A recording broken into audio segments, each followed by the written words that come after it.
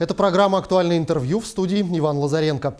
14 сентября 1925 года была основана Национальная библиотека республики. Сегодня это одна из крупнейших библиотек на северо-востоке страны. Фонд насчитывает 1 600 000 экземпляров. Национальная библиотека располагает литературой на русском, якутском языках коренных, малочисленных народов Севера. О новациях в библиотечной системе, нацифрованы ли редкие и раритетные издания и многом другом мы поговорим сегодня с гостем нашей студии. Это первый заместитель директора библиотеки Василий Борисов. Василий Борисович, здравствуйте. Здравствуйте.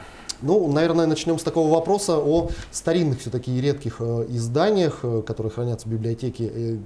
Есть ли у вас такие и оцифрованы ли они? У нас такие есть. У нас есть структурное подразделение, научно-исследовательский центр книжных памятников. И их фонд составляет 34 500 изданий. В принципе, по тем или иным критериям их можно отнести вот именно к той категории книг, о которых вы говорите. Да? Ну, самые старинные, давайте я так скажу, 1695 год, латынь. Книга по содержанию Библия Ветхий Завет, ее анализ на примере еврейской филологии. Это самое старинное издание. Если говорить о литературе на русском языке, это рукопись «Экстракт штурманского искусства», 1777 год. И что касается якутской книги, тут у нас вопрос такой достаточно интересный. 1812 год, вот, скажем, да, за окном. Это очень значимый год. В это время, как мы полагаем, появилась первая печатная книга на якутском языке. «Молитвы, символ веры, заповеди Божьи» называется книга. Вы меня спросите, где она? А ее в Национальной библиотеке, к сожалению, нет. Ее, грубо говоря, на данный момент мы ее найти не можем. Организованы были экспедиции, но все города, где издавались якутская книга, к сожалению, именно этого издания нет. Да? Поэтому есть предположение такое, что это может быть в частных коллекциях, или там где-то, скажем, в таких моментах, где мы еще не посмотрели. Да? Поэтому если вдруг получится такое, что эту книгу кто-то найдет, он однозначно войдет в аналы истории так или иначе, потому что огромная культурная ценность.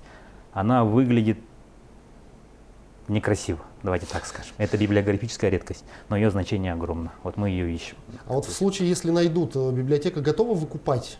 Но почему нет, такой вариант тоже можно рассмотреть. Но что касается вот таких именно книг, представляющих очень серьезную и историческую, и культурную ценность, можно ли их как-то вживую увидеть? Выставляются ли эти экземпляры на всеобщее обозрение в рамках библиотеки? Каких-то выставок, может, мероприятий? Да. Проспект Ленина, дом 40, историческое наше здание, двухэтажное кирпичное здание, наверное, мимо все проходит, да, второй этаж. То, что мы называем музеем книги. Там постоянная экспозиция, которая меняется. Можно туда подойти, попросить библиотекарей, они все покажут, расскажут, всем это ознакомят. Все это доступно, да, скажем так, давайте. Ну, все-таки давайте поговорим о цифровизации книг. Какой цифровой фонд библиотеки на настоящий момент? Ну, больше 23 000. Это то, что мы сами оцифровываем у нас. Вот на сегодняшний день. В год мы оцифровываем где-то больше 500 000 страниц, и эта цифра с каждым годом она увеличивается. Вот. Ну а если говорить о предпочтениях, то все-таки больше людям интересно работать с печатными изданиями или все-таки электронные издания? Какой-то процент есть? Вот кто выбирает именно электронные издания? Ну, давайте так, аппроксимируем, да, немножко. С января по сентябрь у нас книговыдача 900 000 с лишним. Традиционная, ну, общая, считая и традиционную книгу, и электронную книгу. Электронная книга у нас 300 000 с хвостиком, получается, это где-то треть, да, больше 30%, вот так можно сказать. А с электронными книгами возникают ли какие-то трудности? Может быть, сам процесс этот слишком трудоемкий? И планируется ли вообще переводить в цифровой формат весь фонд библиотеки? Этот вопрос очень интересный, да? Как бы цифровая книга, интернет дает огромное количество возможностей, огромное просто, от которого голова может закружиться. Но проблема заключается не в самой технологии, это так, рабочий вопрос, скажем так. Большая проблема, наверное, на именно законодательном поле. Авторское право, Гражданский кодекс, часть 4, очень сильно нам завязывает, так сказать, руки, да, не дает нам вдохнуть полной грудью, но это не отрицательное явление в целом для общества, скажем так. Вот автор написал книгу, у него есть коммерческий интерес, это абсолютно справедливо. А по Конституции, по закону о библиотечном деле, библиотека должна предоставлять информацию бесплатно. То есть, получается, вы написали книгу, коммерчески успешную, я ее взял, оцифровал и всем даю бесплатно. И ваши продажи от этого могут несколько, скажем так. Ну и очень обидно, да, будет. Да, и там есть инструменты определенные, которые мы используем. Да, мы покупаем подписные ресурсы, возможно, заключаем авторские договора, лицензионные соглашения, прочая работа идет. Но чтобы оцифровать весь фонд, да, вот цифру вы изначально озвучили, там больше миллиона, это нам будет трудно. Да. И ни одна библиотека на планете, наверное, вот, весь свой фонд оцифровать. Есть библиотеки, которые изначально стали, организовались, скажем так, в цифровом виде. А вот традиционная библиотека, это достаточно сложный вопрос. Ну вот кроме того, доступа к огромному количеству информации, которую вы предоставляете бесплатно, какие-то еще сервисы в рамках вашей библиотеки есть ли? Электронные? Да, любые. Ага. Сервисов у нас много, скажем так, да. Что можно привести в пример? Допустим, вчера буквально наши парни нажали на кнопку, сказали запуск мобильного приложения. Вот мы его запустили в App Store, оно должно появиться, по-моему, сегодня-завтра оно появится, называется Пушкинка.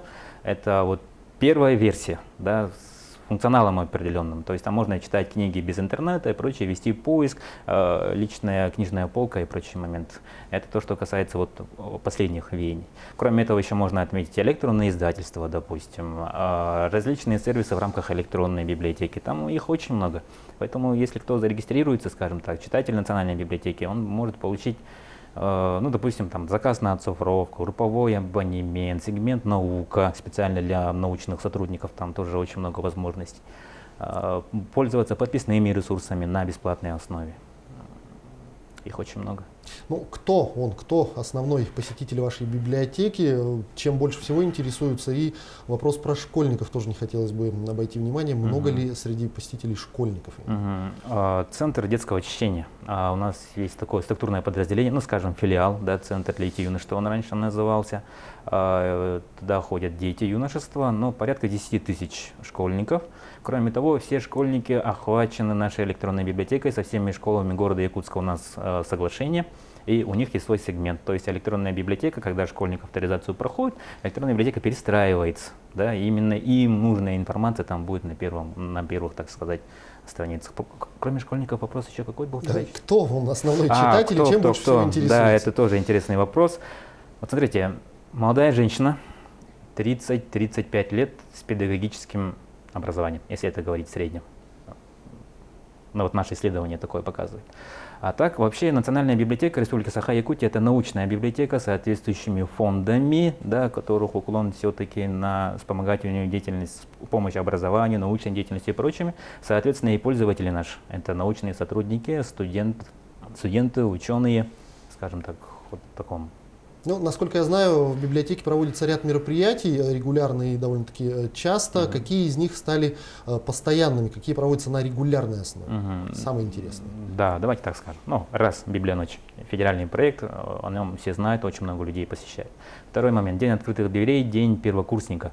Вот в сентябре практически все первые курсы всех образовательных учреждений проходят через Национальную библиотеку. Экскурсии, да, там инструкции определенные, как пользоваться этим, тем, как вести поиск информации. Такое вот комплексное мероприятие ежегодное. Еще раз я здесь, наверное, да, я упомяну про академическую среду. Очень интересное мероприятие, проводится по средам, как бы это странно ни звучало, и приходят ученые-исследователи, которые доступным языком рассказывают про свои разработки, скажем так, наработки, такая популяризация науки, скажем, без сложных терминов, да, тоже очень важная часть нашей работы. Как пополняется фонд проекта «Книга Кан»? Есть ли издания, которые пользуются наибольшей популярностью в рамках этого проекта, и с чем это связано? Так, значит, «Книга Кан» — это отдельный сегмент, отдельная коллекция в нашей электронной библиотеке. Оцифрованных книг там у нас больше 1069 у нас изданий оцифровано. Значит, пополняется в среднем 300-400 документов, книг в год, но в этом году мы поставили рекорд 700 книг, да, у нас включено. Ну, популярное на данный момент это сборник вот, конференции по языкам, которая была в этом году. Вот именно издание, которое кумулирует, да, выступления, тезисы. Вот сейчас вот это издание в этой коллекции самое популярное. Ну а вообще, если говорить о пополнении книжного фонда, как выглядит этот процесс? То есть, интересно, это же не просто пошел в магазин, купил 1000 книг и принес в библиотеку. Этот процесс называется комплектование библиотечных фондов. В традиционном виде, ну, вот бумажные книги, да, 26 тысяч в год у нас такое прибавление. Да, это очень сложный, кстати, теоретический вопрос, потому что мы не можем просто вот в воду глядеть и набирать свои фонды. Они должны быть востребованными. То есть, соответственно, происходит изучение читательского спроса, изучение нашего читателя, да, собираются какие-то предложения. Кстати, в этом тоже интернет может помочь. Это нас делает ближе к нашим читателям. Ну, какой-нибудь опрос провести. Да, вроде этого. И вот эта вся информация аккумулируется, и, соответственно, 26 тысяч приобретается. А электронные издания у нас, ну, порядка 50 тысяч наименований, но опять-таки из-за авторского права там не так. Вот, допустим, мы купили электронные вот книги и как бы и все на этом. Библиотеки так не делают. Библиотеки пользуются подпиской. Вот как Netflix, допустим, мы подписали, сериалы смотрим. Также мы можем подписаться на электронные библиотечные системы, коммерческие посторонние, Literas, там, Line, IPR Books, EBSCO, допустим, такие большие названия. Мы их подписываем, а наши читатели, в свою очередь, этим всем пользуются бесплатно. И где-то 50 тысяч наименований. В целом 30 пакетах у нас получается в год. Ну, насколько я знаю, в настоящее время разрабатывается концепция развития библиотечного отдела. Расскажите, пожалуйста, содержание этого документа и когда он уже начнет реализовываться. Ага. Очень такой интересный вопрос. Библиотечное дело, оно такое, как-то к нему относится как к чему-то классическому, да, динозавру такому, который уже как бы сформировался и стоит. И бывают вопросы интернета и зачем библиотека, грубо говоря. Библиотеки меняются, они востребованы, потому что информация, она всегда востребована. И вот эта вот концепция, такой фундаментальный документ должен быть, по заданию председателя правительства она разрабатывается, которая скажет, как именно должны библиотеки Республики Саха-Якутия изменяться во всех аспектах. Фонды, обслуживание, зонирование, материально-техническая база, информационная культура, научная деятельность, методическая деятельность, все это будет описано. Конец работы, давайте октябрь, нам поставили срок в октябрь. Этого года? Этого года. Василий Борисович, я благодарю вас за беседу. Огромное спасибо, что нашли время и ответили на наши вопросы. Желаю вам успехов в работе, а библиотеке, естественно, процветания и благополучнейшего развития. Спасибо. И благодарных читателей, конечно. Да, спасибо большое, Иван. Очень приятно было, очень интересно. Это была программа «Актуальное интервью», но цифровизация Национальной библиотеки и вообще о библиотечном деле. Мы говорили сегодня с гостем студии, первым заместителем директора Национальной библиотеки Республики Саха-Якутия Василием Борисовым. До встречи в эфире.